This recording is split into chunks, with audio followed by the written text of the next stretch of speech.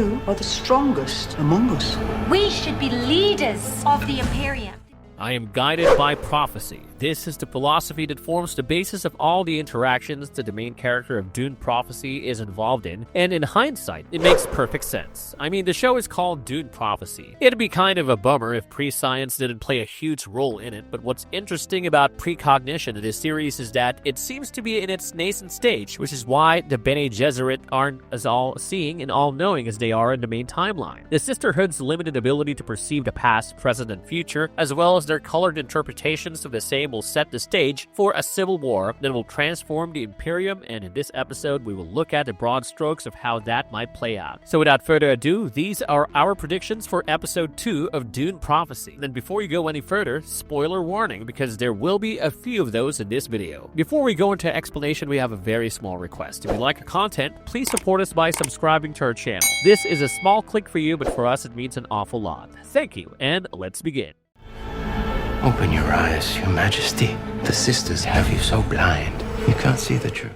Desmond Hart is sowing the seeds of war, but why? From the moment he turned his gaze towards Kasha and looked at her with a smugness that only comes with having some kind of hidden knowledge, we knew that Desmond Hart was going to be trouble. This guy went through the trouble of surviving 12 tours of Arrakis only to request for a security detail at the royal palace as his reward. It felt odd knowing that this was too small a price to pay for fighting sandworms, but as episode 1 unfolded, it became clear that all of it was just a ruse. Desmond Hart is an instigator of war, and when he discussed the possibility of a hidden one within the Emperor and his soon-to-be son-in-law, you could tell he was going to create one even if it didn't exist. Now, he has killed Pruitt Riches and the Bene Gesserit sister Kasha, both of whom held important positions in the monarchy. Pruitt was to be the next emperor consort with his bloodline stabilizing the Carino dynasty for centuries to come. Kasha was the Sisterhood's direct line to the Emperor, which made her indispensable in terms of swaying the decisions of the most powerful man in the known universe. Now, they've lost both of their most important pawns in the grand game, and the man responsible for it is Desmond Hart. But who is he, and why is he doing this? Well, it is possible that both of these questions have a related answer. In the Weeks Ahead trailer, we see Desmond Hart using his newfound standing with the Emperor to create a new fighting force. In the last episode, Jiso told him that if he could do something about the marriage between Inez and Pruitt, then he would become a believer himself. Well,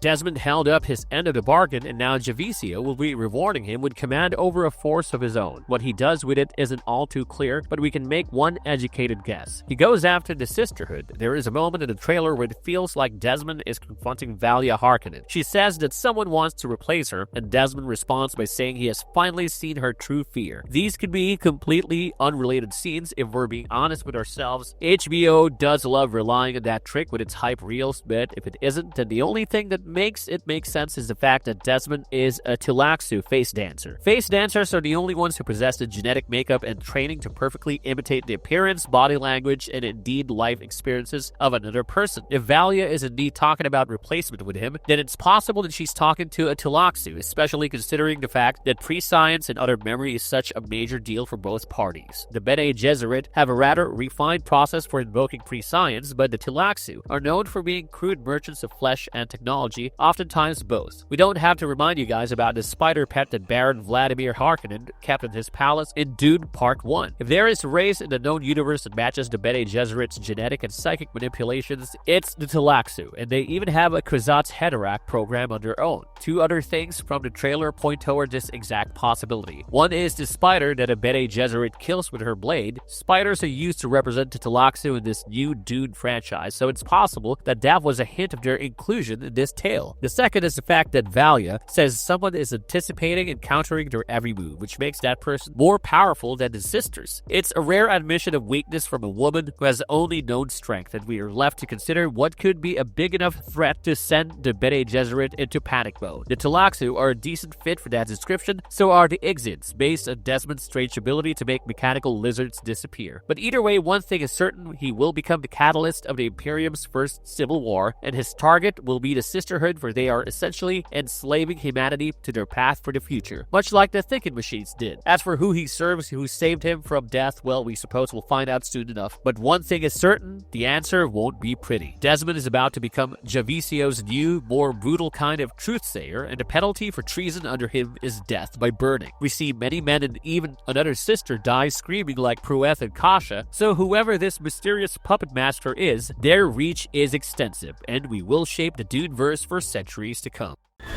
Now Emperor is in no giving mood. It's time to change tactics.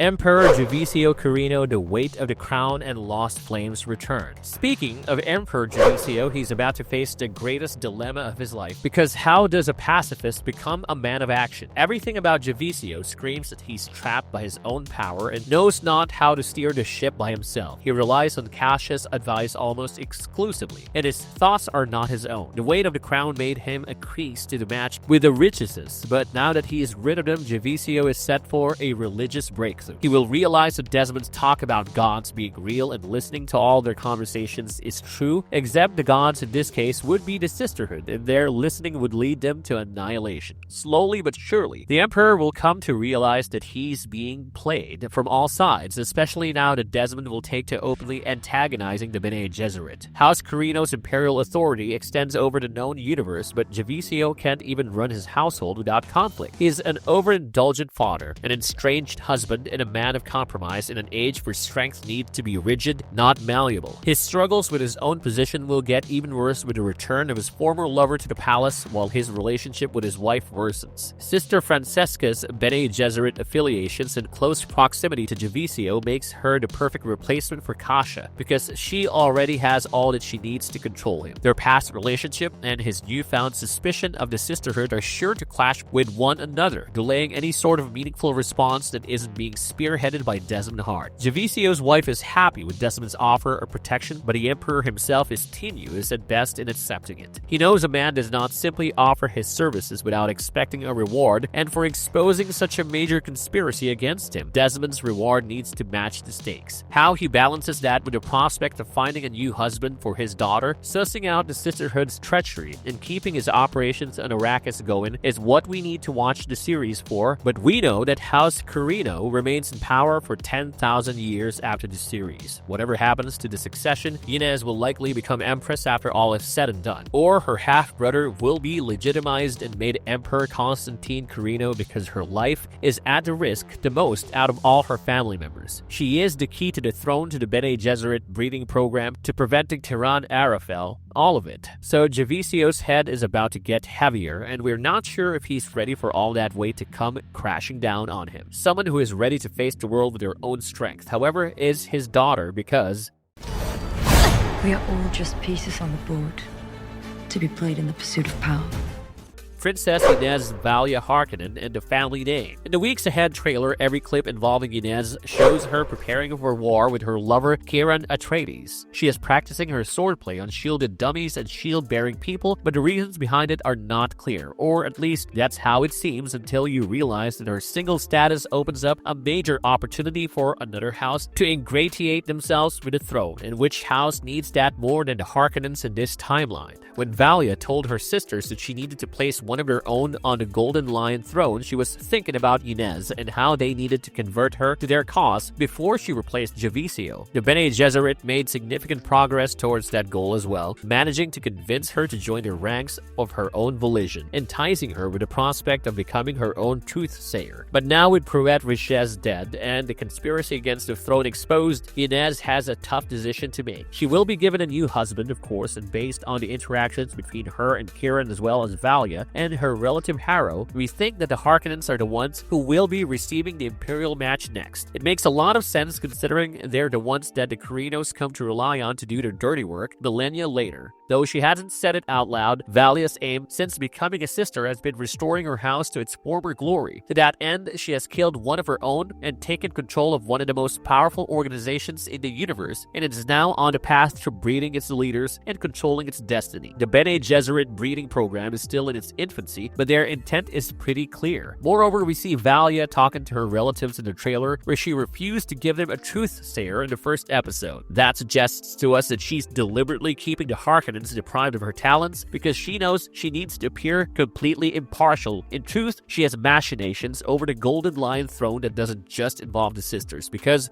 putting one of her own on the throne can have two meanings coming from here. In Sisterhood of Dune, Valya Harkonnen ruthlessly advanced her family's agenda alongside her brother Griffin and sister Tula. So even if this adaptation is light on adhering to canon, the major motivations for each character will remain the same. Then there is the small matter of Kieran Atreides warning Princess Inez to never trust a Harkonnen. Of course, it's more than likely that he's saying this about Valya, who is the Mother Superior and the future principal of the Royal Princess. But if the Emperor does decide to give Inez's hand to Haro Harkonnen next, then it will put the once disgraced house in a position to recover all of its lost glory. Kieran might be living thousands of years before Paul and Jessica, but he knows just how ruthless and deceitful Harkonnens can be. His warning to Inez comes from experience, not hatred, or at least not hatred entirely. It's great to see Mark Addy joining the cast as Valya and Tula's skeptic old uncle, because his presence in the story will give it a lot of perspective as well. He refers to his nieces not as Harkonnens, but as witches, and throughout the trailer we see him sporting a look that says he's disgusted of the way his family members are going about regaining their glory. Expect the next episode to reveal the place where Valya's two family ambitions intersect, or at least see the setup for the same. As for Tula, well, she's the black sheep of the family, the one who had to stamp her empathy out to make room for her sister's great work. But something tells us she's about to take the path of a maverick, because Focus your mind. We need you.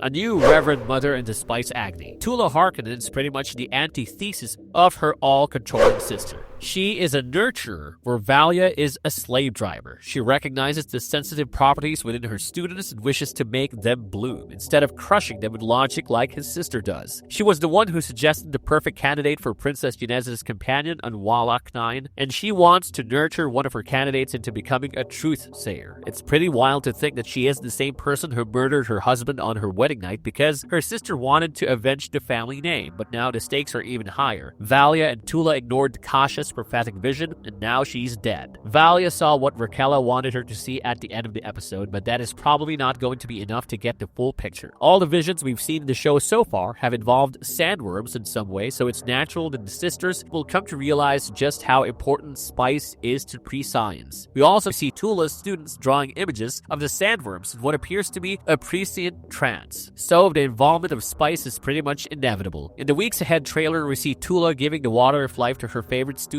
in an attempt to create a new Reverend Mother, because apparently they need her. It's probably going to end up with her witnessing Kralazek in all its bloody glory, and with that, the final line of the trailer will make a lot of sense. Valya says that she wants Tyrann Arafel to come at her, and that she will meet it head on. If Tula is able to invoke proper prescience in her student, then the Bene Gesserit will have the means to realize that all their efforts will result in the creation of the ultimate being, the Kwisatz Haderach. All the signs point towards the soul truth, and the thing that stares back might be a prescient thinking machine, but it could also be the ego memory of one of the two males that fulfilled the prophecy. Both Paul and his son Leto unlock their entire ancestral memory genes, male and female, and gaze forward into the future as much as they gaze back into the past. Those eyes could belong to either of them too, but that's probably what Tula is going to end up discovering. Even if she doesn't see that, the Sisterhood knows the Emperor is coming for them, which is why we see them frantically moving around in tunnels in so many short clips. The Sisterhood is about to mobilize for war, and they will need all the oracles they can get. Tula Harkonnen preparing one for them is the least expected, but will make the most sense by the end.